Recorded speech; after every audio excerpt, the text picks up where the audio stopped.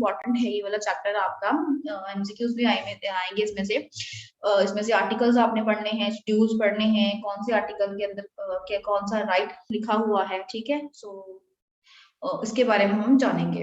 There are many types of rights, out of which the most important are those fundamental rights. बहुत सारे rights होते हैं जिनमें से कौन से इंपॉर्टेंट है भाई, फंडामेंटल राइट्स, ठीक है।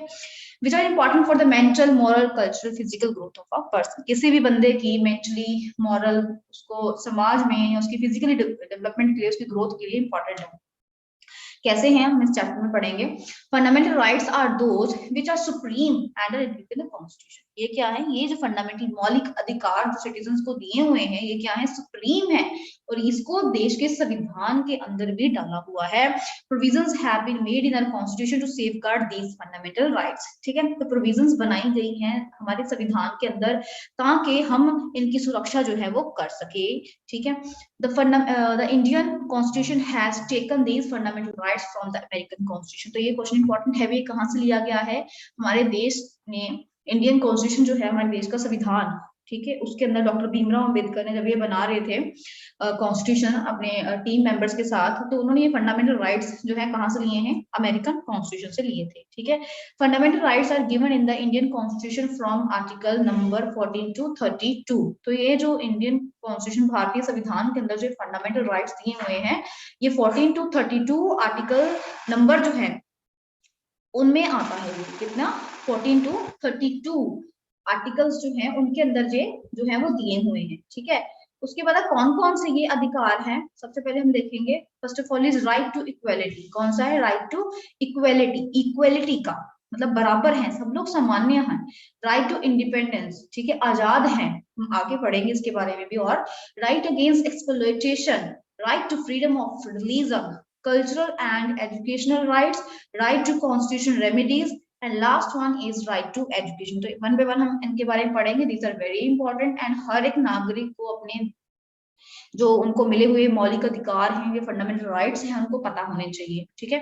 According to amendment in the Indian constitution in December 2002 a new right called right to education has been added, has also been added। तो आपको याद रखना है, या आपको एमसीक्यू आ सकता है कि कब, दिसंबर 2002 में, ठीक है, कब हुआ था। एक नंबर में क्वेश्चन आपको एग्जाम में आ सकता है। अमेंडमेंट का मतलब होता है कुछ मॉडिफिकेशन करना, ठीक है, शोध इसको बोलते हैं पंजाबी में। सो कहते हैं according to the amendment in the Indian constitution, देश के संविधान के अंदर जब ये अमेंडमेंट की गई दिसंबर 2002 के अंदर, एक नया राइट था, एक अधिकार इसके अंदर डाला गया, राइट टू एजुकेशन, ठीक है, पढ़ाई का। ये पढ़ाई से रिलेटेड था, शिक्षा से रिलेटेड था, शिक्षा से रिलेटेड था ये। Human rights, these are those rights which tell us about the minimum basic right to lead a respectful life। एक अच्छी रिस्पेक्टेबल लाइफ, जिंदगी जीने के लिए कुछ अधिकार जो है हमें मिले हुए हैं, ये वो हक हैं, ये वो अधिकार हैं। Thus, all those rights which enable human beings to lead a respectable life are known as human rights। ठीक है, सारे वो अधिकार जो कि हम इंसानों को, ह्यूमन बींग्स को एक अच्छी लाइफ जीने के लिए जो है देते हैं, ठीक है, जिससे हम अच्छी लाइफ जी सकें, उन अधिकारों को हम कहते हैं कि वो क्या है, ह्यूमन राइट्स। और ये कहाँ पे है, ये इंडियन कॉन्स्टिट्यूशन के अंदर लिखे हुए हैं, ठीक है। Know what is the relationship between the rights and duties. अगर हमें कुछ अधिकार मिले हुए हैं देश के संविधान में, तो कुछ हमारी ड्यूटीज भी बनती हैं, ठीक है। हम देश के नागरिक हैं और देश के प्रति हमारी कुछ क्या बनती हैं, ड्यूटीज भी बनती हैं। So rights and duties are related to each other. दोनों ही आपस में जो है एक दूसरे से रिलेटेड है। They are two sides of the same coin. एक ही सिक्के के ये दो साइड्स हैं, ठीक है। Government and society has led various rights for the prosperity of citizens, so it also expects that the citizen should perform their duties toward it. So सरकार है, जो हमारा जो समाज है, ठीक है, कई तरह के अधिकार जो है उसने दिए हुए हैं, सो दैट किसके देश की जो है, देश के लोगों की जो है खुशहाली के लिए, ठीक है, इसने हक दे दिए इनको। सो इट आल्सो एक्सपेक्ट्स, बट क्या करता है, इट आल्सो एक्सपेक्ट्स कि कुछ सिटीजन जो इसके देश के सिटीजंस हैं वो कुछ ड्यूटीज भी तो करे, इसके प्रति कुछ जो है उसकी ड्यूटीज भी होनी चाहिए। अगर वो राइट्स दे रहा है हमारी खुशहाली के लिए, तो हमारे देश के लिए हमारी भी कुछ क्या बनती हैं, ड्यूटीज बनती हैं। If we do not fulfil our duties then we don't have any right of any kind. अगर हम इन ड्यूटीज को अच्छे से निभाते नहीं है तो क्या बनता है भाई, हमें कोई हक नहीं है, किसी तरीके का हक नहीं मिलना चाहिए हमें ना। All the fundamental rights included in the Indian Constitution also have duties along within accordance with the human rights. ठीक है, जितने भी human rights fundamental rights हैं, ठीक है, वो Indian Constitution के अंदर डाले हुए हैं, ठीक है, और also have duties along within accordance with the human rights. मतलब के ह्यूमन राइट्स के साथ साथ जो है ड्यूटीज जो है वो भी हमें फॉलो करनी चाहिए, वो भी आंध्र प्रदेश के संविधान के अंदर जो है वो लिखी गई हैं, ठीक है। तो आज हम पढ़ने वाले हैं सबसे पहले fundamental duties as human rights, ठीक है।